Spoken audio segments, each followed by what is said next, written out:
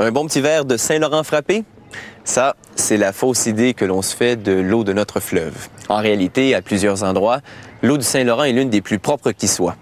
On est loin des traitements ultra sophistiqués que l'on pourrait s'imaginer. En gros, on y enlève les matières en suspension. Puis on y ajoute du chlore pour tuer la faune microscopique qui s'y agite. Dans le détail, ça donne ce qui suit. Avant de pouvoir étancher notre soif, l'eau de Dame Nature doit parfois subir quelques petits traitements. Son parcours débute dans un gros tuyau. Sur la paroi de ce tuyau, à environ 2 mètres de profondeur, se trouve une grille de métal qui empêche les gros débris, tels les branches d'arbres, de pénétrer à l'intérieur. L'eau s'écoule vers la station de pompage où elle traverse une première grille très rudimentaire.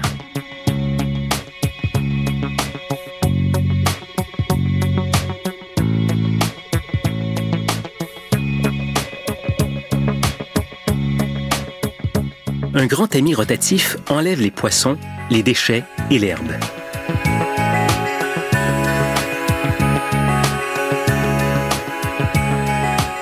Lorsque tous les débris sont éliminés, une pompe à basse pression amène l'eau à l'usine de traitement.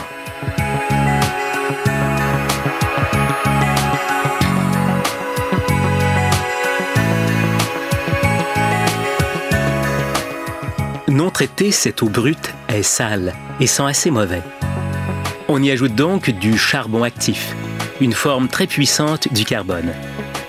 Il absorbe les contaminants tels les solvants et les pesticides. Déjà, le mauvais goût et l'odeur nauséabonde ne sont plus qu'un mauvais souvenir. L'eau passera ensuite de cuve en cuve pour un nettoyage plus en profondeur. La première cuve contient un produit chimique appelé sulfate d'aluminium. Il agit comme un coagulant qui épaissit le liquide. Dans l'eau brute, le sulfate d'aluminium forme de petits globules collants appelés flocs. Les bactéries, la boue et les autres impuretés y restent accrochées. Puis, notre eau débordante de flocs passe dans la deuxième cuve. Celle-ci contient un produit chimique appelé polymère, essentiel à la prochaine étape du procédé, la sédimentation.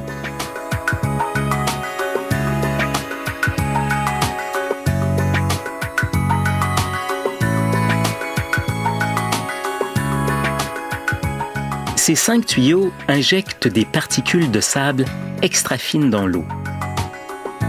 Le polymère recouvre ce microsable et le rend collant. Les grains de sable s'agglutinent donc eux aussi aux flocs, les alourdissant encore plus. Dans un bassin de décantation, ils se déposeront donc au fond. Cette démonstration vous donne un aperçu des résultats. Le tout est maintenant clair comme de l'eau de roche. Mais on ne parle pas encore d'eau potable, puisqu'elle est encore pleine de bactéries, de virus et d'autres matières organiques. Prochaine étape, la filtration. L'eau s'écoule vers le bas et traverse une couche d'anthracite, autre forme de charbon, puis une couche de sable. Cette opération filtre toutes les particules restantes qui flottent ensuite vers le milieu. Mais l'eau est toujours grouillante de bactéries et de virus. Une bonne désinfection s'impose. 1,9 mg de chlore par litre d'eau suffiront à anéantir les indésirables pour de bon. Un soupçon de silicate empêchera finalement le calcium de s'accumuler et bloquer nos conduites d'eau. L'usine de traitement envoie des échantillons d'eau aux inspecteurs du gouvernement. Ceux-ci s'assurent qu'elle respecte les normes de sécurité.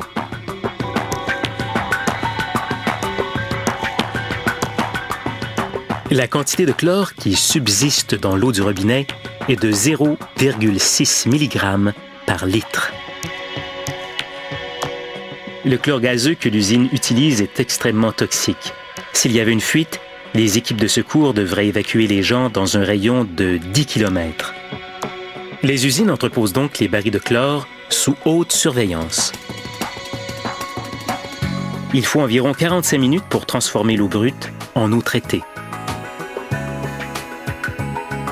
Il ne lui reste plus qu'à s'engouffrer dans les conduites souterraines qui l'amèneront à votre robinet.